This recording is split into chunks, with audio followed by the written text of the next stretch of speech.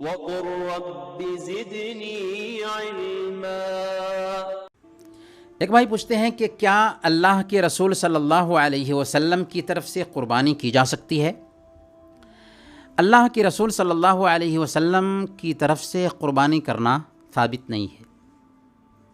رہی وہ حدیث سنن ترمذی کی جس میں آتا ہے کہ حضرت علی رضی اللہ تعالی عنہ 2 میڈھا ذبح کرتے تھے، ایک اللہ کے رسول صلی اللہ علیہ وسلم کی طرف سے اور ایک اپنی طرف سے، اور اس کے بارے میں ان سے پوچھا گیا تو انہوں نے فرمایا کہ امرنی بہ، اللہ کے نبی صلی اللہ علیہ وسلم نے مجھے اس کا حکم دیا تھا، فلا ادعہ ابدا، چنانچہ میں یہ قربانی کرنا کبھی نہیں چھوڑ سکتا۔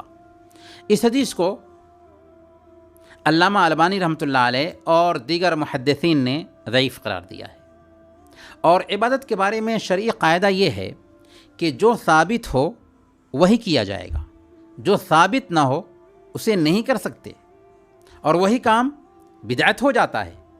اللہ کے رسول صلی اللہ علیہ وسلم کو ہماری قربانی کی ضرورت بھی نہیں ہے، ان کے اگلے پچھلے سارے گناہ معاف ہو چکے ہیں۔ ہاں، انہوں نے ہمیں اپنے اوپر درود بھیجنے کو کہا ہے، تو ہم اللہ کے نبی صلی اللہ علیہ وسلم کے اوپر کثرت سے درود اور سلام بھیجیں گے۔ اور سب سے پہلے ضرورت اس بات کی ہے کہ ہم آپ کی شریعت کی تابعداری کریں۔ آپ کو خوشی اسی میں ملے گی کہ ہم اللہ کے نبی صلی اللہ علیہ وسلم کی لائی ہوئی شریعت، آپ کی سنت پر عمل کرتے رہیں، اسی میں اللہ کے نبی صلی اللہ علیہ وسلم کی رضامندی ہے۔ اور ویسے بھی ہر نیکی میں اللہ کے نبی صلی اللہ علیہ وسلم کا حصہ ہوتا ہے۔ ہم جو بھی نیکی کرتے ہیں، جو بھی ثواب کا کام کرتے ہیں، اس میں ہمیں جو ثواب ملتا ہے اللہ کے نبی صلی اللہ علیہ وسلم اس میں برابر کے شریک ہوتے ہیں، کیونکہ حدیث ہے، صحیح مسلم کی روایت ہے، اللہ کے نبی صلی اللہ علیہ وسلم نے ارشاد فرمایا، من دل علی خیر فلہ مثل اجر فاعلہ، جو آدمی بھلائی کی طرف رہنمائی کرتا ہے تو اس کو کرنے والے کے جیسے ثواب ملتا ہے۔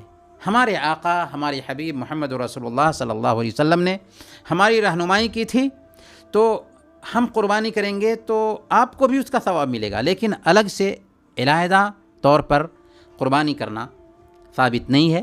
اس لیے اللہ کے نبی صلی اللہ علیہ وسلم کی طرف سے قربانی کرنے کے بجائے آپ کی سنت پر چلنے کی کوشش کرنی چاہیے۔